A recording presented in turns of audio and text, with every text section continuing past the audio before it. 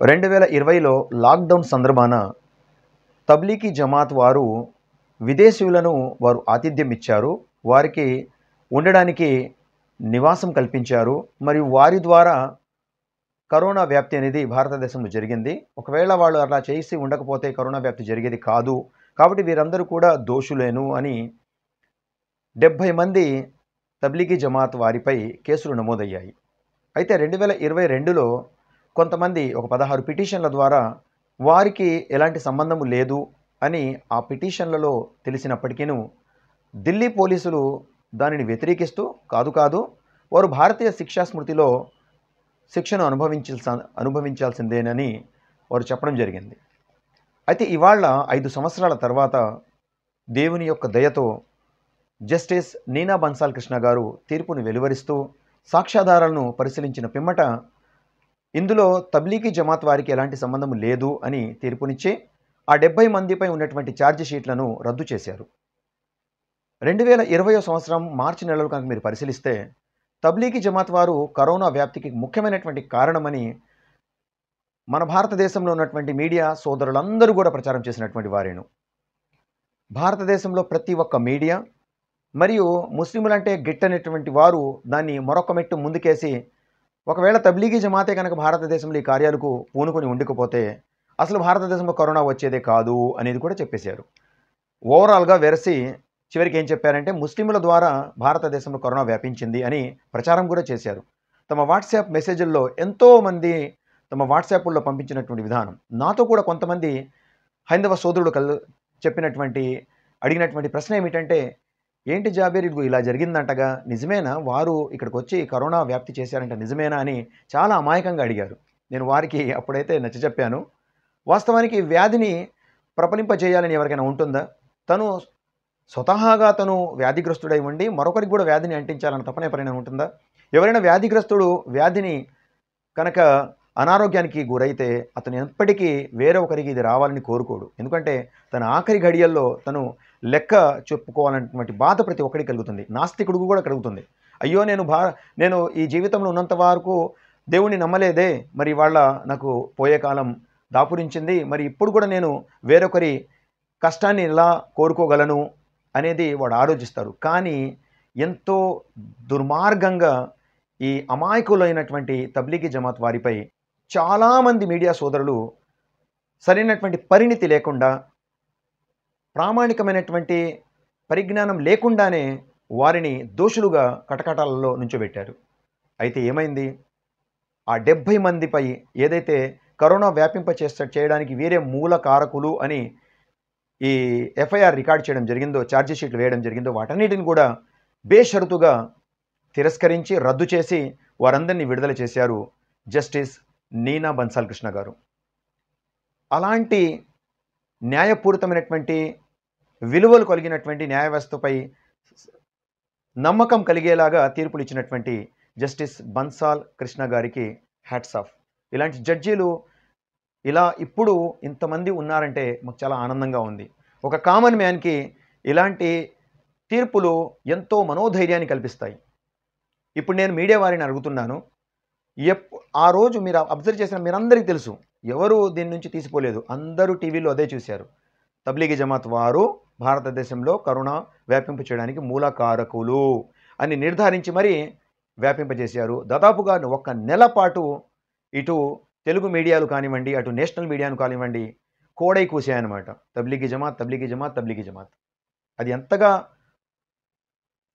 మనుషుల్లో దిగిపోయిందంటే తబ్లీగీ జమాత్ వాళ్ళు ఈ కార్యాన్ని పూనుకోక ఉండిపోతే అసలు కరోనా భారతదేశానికి వచ్చేదే కాదు అనేటువంటి విధంగా వారు చెప్పడం జరిగింది. అయితే ప్రపంచవ్యాప్తంగా 190 దేశాలకు పైగా కరోనా వ్యాపించింది. మరియు కొన్ని లక్షల మంది, ఓవరాల్గా ప్రపంచవ్యాప్తంగా కొన్ని కోట్ల మంది ఈ కరోనా మహమ్మారికి బలయ్యారు. అయితే అది తెలియకుండా జరిగింది. మరి తెలియకుండా జరిగినటువంటి ఒక చిన్న పొరపాటుని వారు కావాలనే భారతదేశంలో వీళ్ళు ఇలా చేశారని వారిపై ఛార్జ్ షీట్లు వేయడం జరిగింది. ఇప్పుడు నేను అడుగుతున్నాను, ఆ మీడియా సోదరులందరూ తబ్లీగీ జమాత్ వారికి క్షమాపణ చెప్తారా? ఆ పోలీసులు ఎవరైతే వ్యతిరేకించారో ఢిల్లీ పోలీసులు, వారు ఇప్పుడు తబ్లీగీ జమాత్ వారిని క్షమాపణ కోరుతారా? మిమ్మల్ని నమ్ముకున్నాం, భారతదేశంలో అనేక మంది ఇప్పుడు ఉన్న 145 కోట్ల మంది న్యాయ వ్యవస్థపై, పోలీసు వ్యవస్థపై మరియు మీడియా వ్యవస్థపై కూడా మంచి నమ్మకాన్ని కలిగి ఉన్నారు. మరి మీడియా ఇంతగా దిగజారుతుంది అంటే ఇలాంటి తీర్పులు ఆ మీడియా దిగజారుడుతనానికి సాక్ష్యాలుగా ఉంటాయి. ఎవరైనా ఇవాళ ఈ న్యూస్‌ను మరి ప్రాపగేట్ చేస్తున్నారా అంటే అది చేయట్లేదు. కానీ బదనాం చేయడంలో మాత్రం ఏ ఒక్క నిమిషము, ఏ ఒక్క కార్నర్ కూడా వాళ్ళు వదలలేదు. ఎంతసేపటికి టీవీ ఆన్ చేస్తే చాలు తబ్లీగీ జమాత్ యొక్క న్యూస్ ఉండేది. మిత్రులారా, భారతదేశంలో ఇప్పుడు ఇలాంటి తీర్పులు ఎంతోమంది అమాయకులకి మనోధైర్యాన్ని కల్పిస్తాయి. అలాగే మీడియా వారు ఇంత నిస్సిగ్గుగా పనిచేస్తున్నారు అని చెప్పడానికి కూడా ఒక ఉదాహరణ. భారతదేశంలో మీడియా వారు ఒక పునాదిగా ఉండాలి. మన రాజ్యాంగానికి మీడియా ఒక పునాది. ఇలాంటి మీడియా ముందు వెనక ఆలోచించకుండా, ఎలాంటి అధ్యయనాలు జరపకుండా వెంటనే తీర్పులు ఇచ్చేస్తుంటారు చూసారా? ఇది ఎంతో దాష్టీకమైనటువంటి చర్య. మరి మీడియా మిత్రులు మారాలి. ఇక ముందు ఇలాంటివి ఎక్కడ జరగకుండా జాగ్రత్త పడాలి. అలాగే కొంతమంది ఢిల్లీ పోలీసులు ఈ తబ్లీగీ జమాత్ వారికి వ్యతిరేకంగా ఛార్జ్ షీట్లు దాఖలు చేశారో వారందరూ కూడా ఈ తబ్లీగీ జమాత్ వారి పట్ల ఒక పశ్చాత్తాప ధోరణిని కలిగి ఉండాలి. ఎందుకు? ఒకరిని మేము బద్నాం చేయడం వల్ల ఏమవుతుంది? వారి కమ్యూనిటీపై ఎంత ప్రభావం చూపుతుందో తెలుసా? మీరు చేసిన చిన్న పొరపాటు వారి కమ్యూనిటీ మొత్తాన్ని ప్రతి ఒక్కరు కూడా అనుమానపు చూపుతో చూసేలాగా చేసింది. ఎందుకింత దౌర్భాగ్యకరమైనటువంటి పరిస్థితులు మనం కల్పించుకుంటున్నాం? మనం చదువుకున్న వాళ్ళమే కదా, అందరి దగ్గర డిగ్రీలు ఉన్నాయి కదా, ఐఏఎస్లు ఐపీఎస్లు చేసినటువంటి వారే కదా, మరి ఎందుకింత మూర్ఖంగా ప్రవర్తిస్తున్నారు? ఒక కమ్యూనిటీ మీద బురద జల్లే ప్రయత్నం అప్పుడు ఎంత చేశారు? నేను ఇప్పుడు సంగతి కాదని అంటుంది. 2020లో మీడియాని కనుక పరిశీలిస్తే ఈజీగా చెప్పేస్తారు, ఆహా భారతదేశంలో కరోనా వ్యాప్తికి కారణం ముస్లిములేనా అని చెప్పేస్తారు. అంతగా దిగజారిపోయేటటువంటి న్యూస్లను వారు ప్రచారం చేశారు.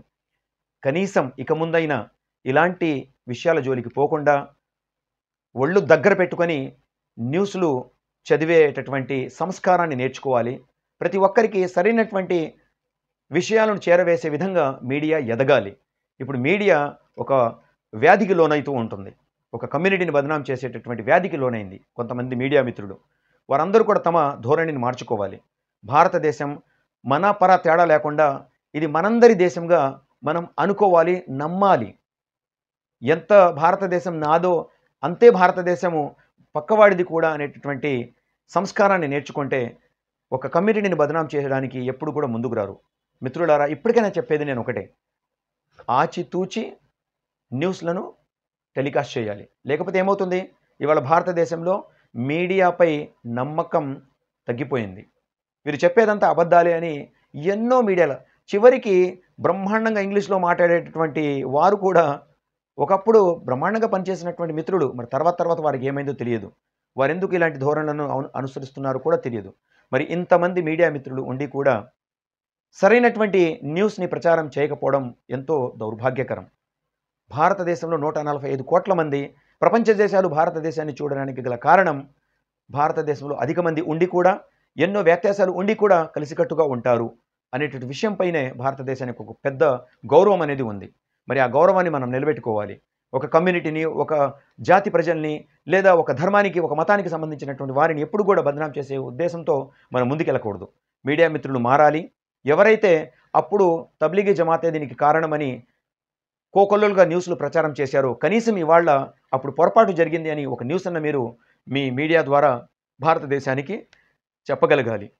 అలాగే ఎవరైతే వీరిపై కరడు కట్టినటువంటి తీవ్రవాదులుగా కరోనా వ్యాపించడానికి వీళ్ళే ముఖ్య కారణమని వాళ్ళని దూషించారో వారందరూ కూడా క్షమాపణ అడగాలి. అప్పటికి కానీ ప్రతి ఒక్కరిని మనం ప్రేమపూర్వకమైనటువంటి వాతావరణంలోకి తీసుకెళ్ళాలి. భారతదేశంలో ఏదైనా ఆపద వస్తే అందరం కలిసి దాన్ని ఎదుర్కోవాలి తప్ప ఒకళ్ళని మనం ఇక్కడ నిందించకూడదు. మిత్రులారా, మన భారతదేశ మీడియా ధోరణి అనేది మారాలి, మారుతుందని ఆశిద్దాము. ఎప్పుడు కూడా కల్మషాలు ఎల్లకాలము ఉండవు, దుఃఖాలు కష్టాలు కూడా ఎల్లకాలం ఉండవు.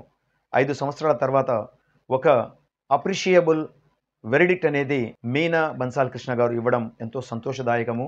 మరియు ఆ తబ్లీగీ జమాత్పై ఇప్పటిదాకా ఉన్నటువంటి ఒక అనుమానపు చూపు ఇప్పుడు తొలగిపోయింది. అయితే అందరం కూడా భారతీయులుగా మెలుగుదాము మరియు భారతదేశ వ్యవస్థను పటిష్టం చేద్దాము. జై హింద్.